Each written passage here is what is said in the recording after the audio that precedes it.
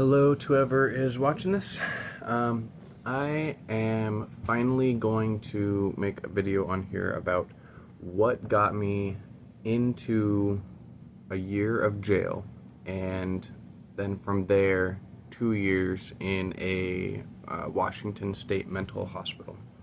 Um, I've kind of skirted around the subject in a bunch of my other videos, and it's a long story, so yeah, there's that.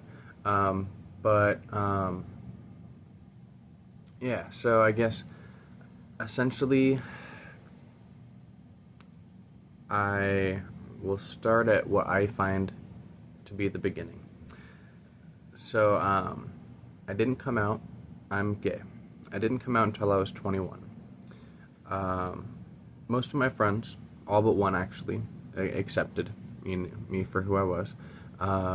But even with that, I still had a lot of like fear and anxiety around meeting people, or like starting a relationship, and what I believed, and was kind of right, I guess, in a way, would be like losing my sense of like self. Like once I was involved romantically with others, I felt like I would crave it, more. And in a way, I was actually kind of right. So, but around 27, I finally got into a relationship with somebody. He spent about 6 months, slowly messaging me. Turns out he was YouTube has different guidelines and other things. He was a trafficker, right? So his previous boyfriend was found. I don't know if it's necessary to use all these weird terms that people are doing, or else my videos are going to get censored.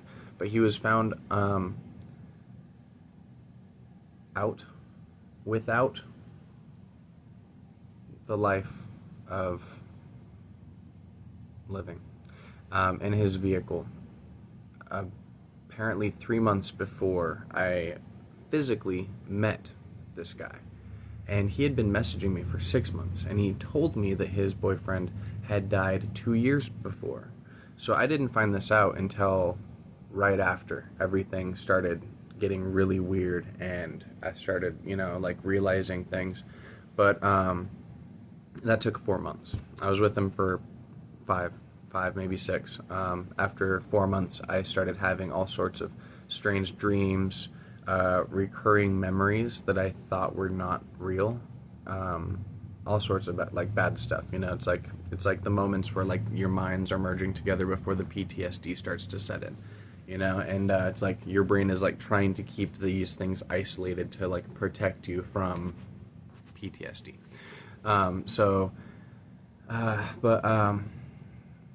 where was I? So yeah, he turned out to be a monster. He would use things like Versed, which is a drug that they use in surgery rooms to make sure people don't remember, just in case they wake up in the middle of surgery, which you can imagine why bad people might use that for other things. I had a lot of issues, and I didn't realize what was really going on, and his advice was always, oh, it's just this, I've seen it before, and you should just go get it checked out, you'll be fine. And I was like, oh, okay, that makes sense, I guess. And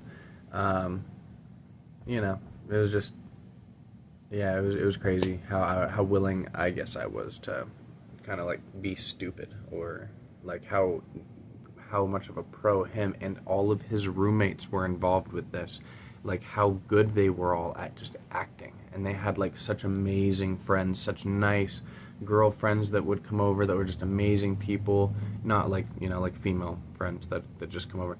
And it's like they use these people in their lives as like ornaments to draw in young stupid guys, and then they take advantage of them. So I went through that and developed PTSD for 2 years.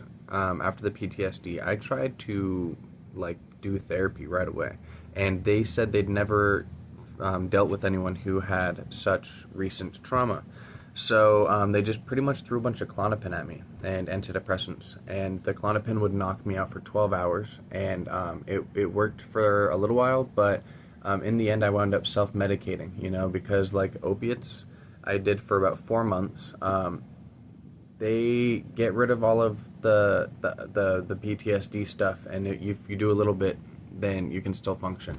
The problem is, you're trading momentary help or relief for, in 4 months it's going to be like the biggest beast. And if you don't have that drug, all of the PTSD just comes of the 4 months of like it's a dam. You're putting up a dam, and then the second you don't have it, that dam is unleashed on you, and it is terrible. It's unbearable. So I started using nitrous oxide because I thought, hey, this is used in surgeries. They use it for dental surgeries and stuff for hours, right? I did a bunch of research, and I was like, okay, as long as I'm not just turning it on like a constant feed, if I just take a puff, hold it in, and let it go and keep breathing, I'm fine. The danger is the constant, when they turn on a tank and it's constantly being put in and they don't have oxygen. So, I did that for a couple months every day, after work, before bed, because bedtime is really hard with PTSD. You have a lot of time to just think, and this nitrous oxide, you hit it a couple of times before bed and it just resets your mind. You just go into a bliss, and you come out and you can just watch things on your phone for 20-30 minutes and do it again, and then you fall asleep, and the PTSD symptoms are pretty relieved without knocking me out like Klonopin for 12 hours. So I didn't realize that nitrous oxide causes vitamin B12 deficiency. After 4 months of the nitrous, I started to suffer from severe delusions, severe psychosis. I would, for the 3 days leading up to what's called an index offense, the thing that got me into jail and the hospital, which, it's similar to a crime, but I didn't intend to do it. I didn't plan to do it. I actually tried to stop it from happening, in multiple ways, called multiple people for help, went to the hospital literally 2 hours before it happened, and said to them, if they don't give me help, if they don't put me in the hospital, then I'm either going to kill someone or myself, because I'm having such severe hallucinations. I can't tell what's wrong, what's going on. I literally can't tell the difference between being in a delusion and being in the middle of a dream. Like, I'm driving my car at 120, 110 miles per hour going to Seattle. I lived in Bellingham. That's like 2 hour drive. And I got there in like 45 minutes. And I had to drive back to Bellingham, like trying to figure out like what. I just lived through a movie of being chased by time travelers, and I was Harry Potter and like all sorts of weird stuff. So I go to the hospital, try to turn myself in, and they, I think, thought I was trying to get Xanax or something, because they told me to go to the waiting room, and 45 minutes later I started having an episode, and I thought that they were going to try and steal my brain in surgery. So I've got to lay down. So I left. I didn't just leave. I got up and I ran out of the hospital, thinking that they were going to try and like strap me down. Sorry. And so after then, I get annoyed by my own hair all the time. After then, I went and sat in my car, and then the woman that I worked for, I'm going to leave names out, but the woman that I worked for called and said that the company that we hired to cover me on my days off canceled, and that she was going to be sitting in her briefs in her wheelchair all night in her TV room unless I could just come over and help her. She didn't understand what I was going through. I didn't know how to explain what I was going through to her. I was having delusions about everything, everybody. Everything was crazy. Everything was insane. Freaking trees were aliens hiding in the bush. Like everything was just going crazy. So I was snapped out of it temporarily, and I decided, because I was still out of it even when I was like more sane, I decided, okay, I can go get her in bed so she's not going to get pressure sores and a rash and stuff from the briefs and sitting all night, and then I can get back to the hospital and get help. It didn't work out that way. I got there and I started singing. I remember doing all sorts of weird stuff. I opened the door, closed the door. Like, I went crazy. I thought there was a spell at first, then I thought she was a robot. I don't think I can describe exactly what happened on YouTube, but there was a moment where she was injured, and it was at my hands. Thankfully, she was in the hospital for 4 hours and back home. So 4 hours later, she was back home. I called the police on myself, reported everything because I snapped out of it and realized, holy shit, like this is real. She's not a robot. I don't know what the hell was going on. I thought the electronics were controlling my mind. I thought there was UFOs in the sky everywhere. I thought there was military snipers in the bushes, and this is all on record. Like I described this in detail, like it was real to the police and stuff. And yeah, so anyway, I called the police. They came. I'm gonna try and get the records and stuff, but she talked on the phone with them, and they were shocked by how calm she was. She was so calm. She was just like, "Oh, hello," and they're like, "Are you okay?" And she was like, "Oh, well, I'm bleeding a little bit, but I'm fine." And they're like, "Are like what?"